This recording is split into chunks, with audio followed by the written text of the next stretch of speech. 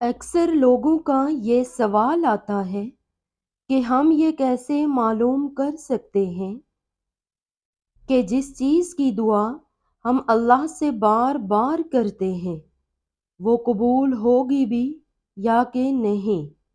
تو یاد رکھنا کہ جب اللہ کوئی ناممکن دعا قبول کرنا چاہتا ہے تو یہ تین چیزیں ضرور ظاہر کرتا ہے، اور اللہ تمہاری بار بار مانگی دعاؤں کے جواب ان تین طریقوں سے دیتا ہے۔ جانتے ہو اللہ تمہیں بے بسی کے مقام پر کیوں لایا ہے؟ تاکہ تم اللہ سے رجوع کرو اور یقین سے مانگو۔ جب تم دعاؤں پہ یقین کرنا سیکھ جاؤ گے تو جو چیز تمہیں ابھی ناممکن لگ رہی ہے اور جو چیز نصیب میں نہیں ہے وہ بھی تم یقین سے پا لو گے۔ اپنے رب سے مانگیں، دل کھول کر مانگیں۔ وہ چیز جو آپ کو لگتا ہے کہ ناممکن ہے وہ بھی کہہ ڈالیں، کیونکہ اس کے لیے تو کچھ بھی ناممکن نہیں ہے۔ اگر اللہ آپ کو انتظار کروا رہا ہے تو اس کا یہ مطلب نہیں کہ وہ آپ کو سزا دے رہا ہے، بلکہ وہ آپ سے کچھ دیر تک رابطے میں رہنا چاہتا ہے۔ وہ چاہتا ہے کہ آپ مزید دعائیں کریں، وہ چاہتا ہے کہ آپ اس سے بات کریں، وہ آپ کی آواز بار بار سننا چاہتا ہے۔ اس لیے وہ آپ کو وہ چیز نہیں دے رہا ہے، اور اسی وجہ سے وہ اس چیز کا خیال آپ کے دل و دماغ سے نہیں نکال رہا ہے۔ اگر تم خود اس کے اشارے کا انتظار کر رہے ہو، پھر جب وہ تمہیں واضح اشارہ دے رہا ہے تو تم اس کی بات کیوں نہیں سنتے؟ وہ آپ سے چھین بھی نہیں رہا ہے اور آپ کے قریب بھی نہیں آنے دے رہا ہے، تو اس کا مطلب یہ ہے کہ وہ آپ کی دعا کا انتظار کر رہا ہے تاکہ وہ آپ کی دعاؤں کا جواب اپنے کن سے دے۔ تو آپ کیوں اداس ہیں؟ آپ مایوس کیوں ہیں؟ بس اپنے آپ کو کچھ وقت دیں، اور اس وقت تک دعا کرنا بند نہ کریں جب تک وہ کن نہ کہہ دے۔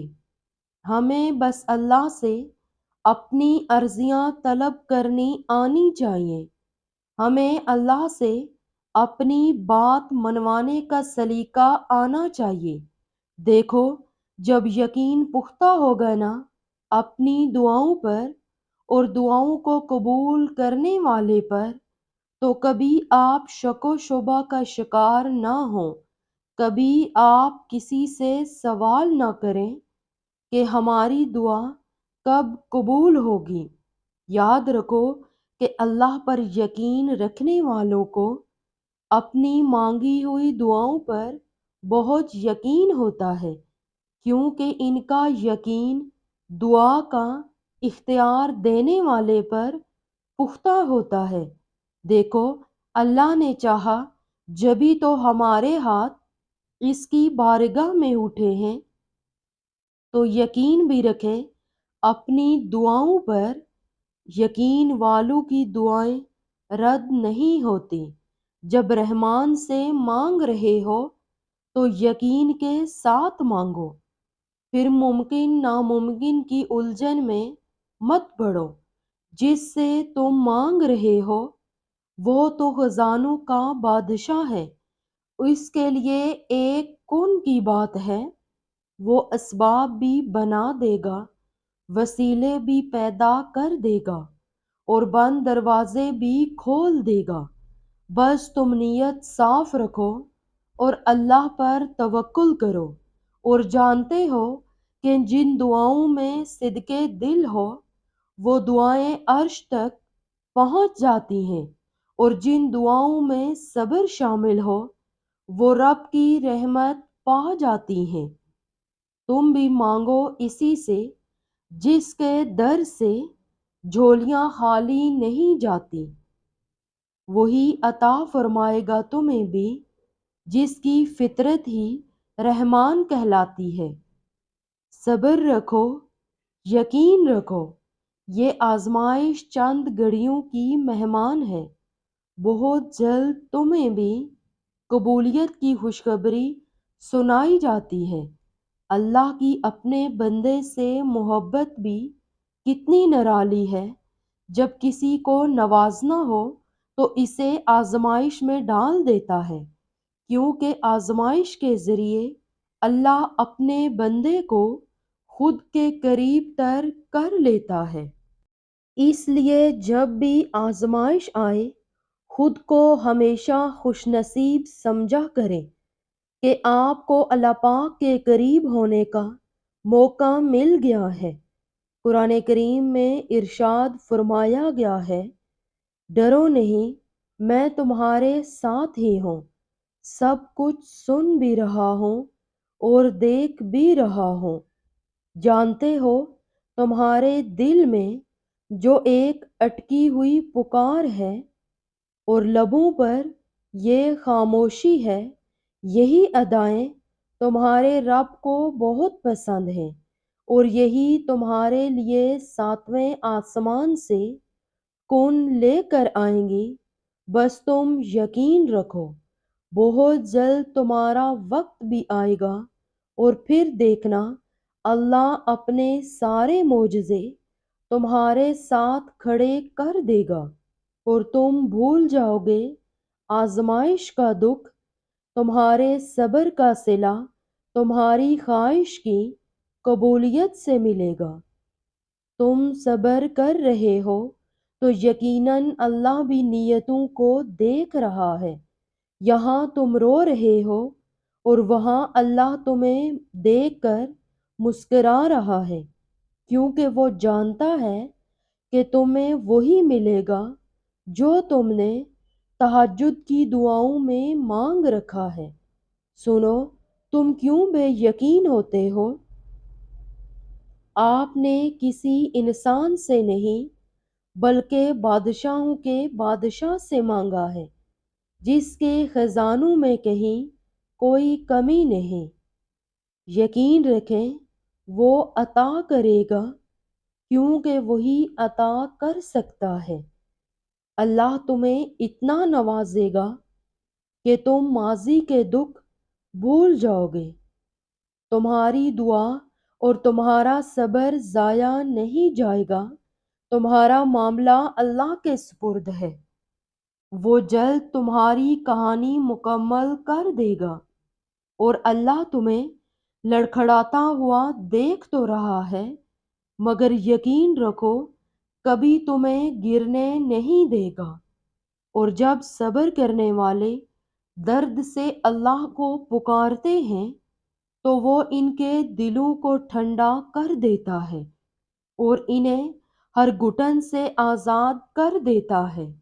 تمہارا کام بس دعا کرنا ہے، اسباب وہ خود بناتا ہے، اور جلد ہی وہ تمہیں یوں خوش کر دے گا کہ تم پھر سے جی اٹھو گے۔ سنو، تمہارا بے چین ہو جانا بے وجہ نہیں ہے، اللہ جلد وہ خوشی نصیب کرے گا جس کے انتظار میں تم نے جائے نماز پر آنسو بہائے۔ کیا پتہ اللہ نے تمہاری من پسند چیز صرف آزمائش کے لیے تم سے دور کی ہو، اس انتظار کے بعد تمہاری دعاؤں کو تمہارے نصیب کا حصہ بنائے۔ یاد رکھو کہ جو کہانی اللہ کے سپرد کر دی جائے، اس کہانی کا اختتام کبھی بھی آنسوں پر نہیں ہو سکتا۔ جب خالی جھولی اللہ کے سامنے پھیلائی جائے تو پھر وہ جھولی خالی نہیں چھوڑتا، وہ دعائیں ضائع نہیں کرتا، بس عطا مختلف طریقے سے کرتا ہے جو ہمارے لیے بہترین ہوتا ہے۔ جو دعائیں یقین سے شروع ہوتی ہیں اللہ ان کا اختتام بھی یقین پر ہی کرتا ہے۔ جاننا چاہتے ہو کہ دعاؤں کی قبولیت کی کون سی 3 ایسی نشانیاں ہیں تو سنو۔ دوران دعا آنکھوں کا بھر آنا دعا کی قبولیت کی سب سے بڑی نشانی ہے۔ جب اللہ تم سے کہہ رہا ہے مجھ سے مانگو میں دوں گا تو کیا یہ تمہیں قبولیت کی دلیل نہیں لگتی؟ حالات ساتھ نہیں دے رہے، ہاتھ اٹھنا بند نہیں ہو رہے، لب وہ ایک دعا کہنا کبھی بھولتے نہیں ہیں، صبر جواب دینے لگا ہے، راستے نظر نہیں آ رہے، دل تھکنے لگا ہے، سب مخالف ہیں کہ دعا قبول نہیں ہوگی، مگر پھر بھی اپنے آپ کو دیکھو کس طرح توکل رکھے ہوئے وہ دعا مانگ رہے ہو، تو جان لو کہ تم بس قبولیت کے قریب پہنچنے ہی والے ہو۔ سیاہ رات میں سیاہ پتھر پر چلنے والی سیاہ چیونٹی کے چلنے کی آواز بھی اللہ سنتا ہے۔ پھر آپ کو کیوں لگتا ہے اس رب نے آپ کا اسے پکارنا نہیں سنا؟